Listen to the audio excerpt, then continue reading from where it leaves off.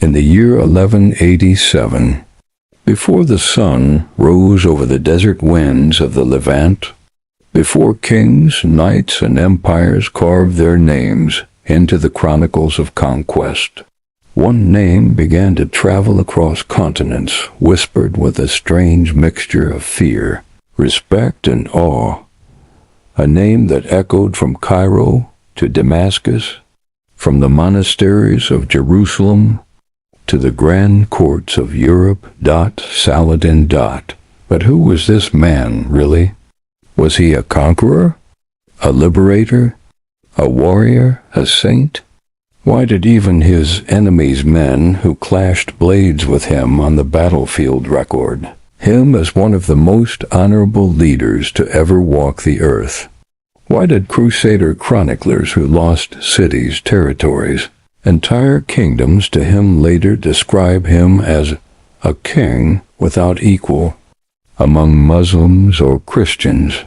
How did one man rise from obscurity, from a quiet young boy who preferred books over swords, to become the ruler of Egypt, Syria, Yemen, Jerusalem, and the man who shattered nearly a century of Crusader power? This is not the myth of Saladin, not the polished legend told by storytellers, but the real story shaped by war, betrayal, politics, ambition, and guided by a moral code so rare that even enemies bowed their heads in respect. This is the story of Saladin, the warrior of justice, the broken world before Saladin, before Saladin's rise. The Muslim world was not a united civilization, it was a mosaic of rival dynasties. The crumbling Fatimids in Egypt, Seljuk warlords in Syria, independent. Princes in Mosul and Aleppo Crusader states, carving deep wounds. Across the Levant cities fell not because Crusaders were strong, but because Muslims were divided. Alliances collapsed. Sultans mistrusted one another. Greed and rivalry tore through the UMAH and into this fractured world. A child was born, Yusuf ibn Ayyub, the man who would later be known as Saladin. But his birth was not a celebration. On the night he was born, his father Ayyub and uncle Shirkuh were banished from their town. Tikrit. Expelled. Disgraced. Wandering into the night with a newborn child. A future legend, born into loss. Yet history often begins in the ashes of misfortune. The making of a Eliezer Yusuf grew up without titles, without wealth, without a royal destiny. He was quiet, thoughtful, gentle. He preferred poetry over battle drills, theology over swordplay. He was not the kind of boy anyone would predict to become a conqueror. Years later, Saladin himself would say, "Greater than power was not in my nature. I was drawn into it by fate." But fate usually works through people, and the first was his uncle Shirkuh, a massive, relentless warrior, a commander feared and respected across Syria. Shirkuh saw something in the young Yusuf, not ambition, but discipline, not aggression, but a sense of justice. He pulled Yusuf into his world, the world of warfare, politics, and danger. The furnace that would forge a leader.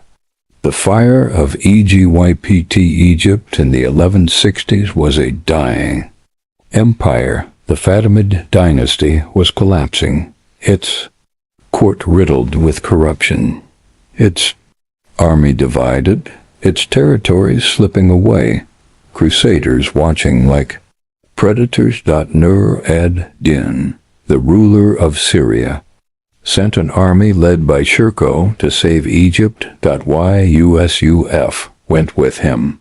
This campaign changed everything. He witnessed betrayal, intrigue, and the brutal realities of power. He learned how fragile kingdoms are, how ambition destroys dynasties. How justice strengthens nations. When Shirkuh suddenly died, chaos erupted. Egypt needed a new leader. And the choice fell on the quiet young Manabadi expected Yusuf ibn Ayyub. In 1169, he became vizier of Egypt, a boy born on a night of exile, now leading one of the greatest lands in the Islamic world. Rebirth of a nation as vizier. Yusuf did something extraordinary. He did not seek personal wealth. He did not punish rivals. He did not seize power with ruthlessness. Instead, he reformed a corrupt government, restored justice for the poor, strengthened the army, welcomed scholars and administrators, established stability, protected the weak, reduced unnecessary taxes, punished soldiers who abused civilians. Ordinary people loved him, scholars praised him, even enemies respected him. And then, in 1171, he made a monumental move. He peacefully ended the Fatimid Caliphate and restored Sunni rule in Egypt. From this moment, Yusuf became known as Salah ad-Din, the righteousness of the faith. Europe would later call him Saladin. Uniting the Muslim world. Egypt was restored, but the rest of the Muslim world remained fractured. Saladin understood something critical. You cannot defeat the Crusaders if Muslims are busy fighting each other. He began the hardest task of his life, uniting the Muslim world, but he did not unite it with terror or slaughter. Instead, he forgave defeated enemies. He welcomed former rivals into his court. He protected civilians during conquests. He rewarded loyalty. He replaced fear with trust. Warriors said, "He conquers hearts before he conquers lands." Within a decade, Saladin united Egypt, Syria, Aleppo, Mosul, Yemen, Hijaz, all under one banner. A world once shattered now stood together. The road to Jerusalem. Saladin now looked toward his life's mission. Jerusalem-all-Qds. The city where Crusaders had massacred tens of thousands of Muslims in 1099. A wound that had bled for nearly 90 years. Crusader kingdoms were powerful. Kingdom of Jerusalem, Principality of Antioch, County of Tripoli, military orders, Templars and Hospitallers. But Saladin waited. Planned. Fortified. Rebuilt. United the Ummah, strengthened the economy, prepared an army drawn from across the Muslim world. Then it happened. A spark. The Crusader Lord Reynold of Chatillon, a man infamous for cruelty, attacked a Muslim caravan and insulted the Prophet Muhammad. Saladin vowed, "I shall be the one to judge him." The war for Jerusalem had begun. The Battle of Hattin. The hand of July 1187. The plains of Hattin. The Crusader army marched under unbearable heat. Cut off from water, Saladin had planned the battlefield like a master tactician. He burned the surrounding fields, controlled all water sources, encircled the Crusaders, unleashed waves of mounted archers. The Crusaders, exhausted, dehydrated, confused, the Muslim army closed in. The Crusader lines collapsed. King Guy was captured, the Templar masters executed, and Reynold the Chur, man who broke every treaty, was brought before Saladin. Saladin offered him a chance to accept Islam. He refused. With one precise stroke, Saladin ended his life not in rage, but in justice. The Crusader kingdom was broken. The road to Jerusalem stood open. The liberation of Jerusalem like the brutal Crusader conquest of 1099, where the streets ran with blood. Saladin chose mercy. When Jerusalem surrendered, he guaranteed safety for Christians, allowed churches to remain untouched, charged fair ransoms and waived them for the poor, freed thousands without payment, protected the elderly and the helpless, forbade looting, forbade massacres, invited Jewish families to return after 90 years of exile. A Christian chronicler wrote, "His mercy surpassed that of our own knights when they took the city." Jerusalem was restored to Muslim hands, not through cruelty, but through honor.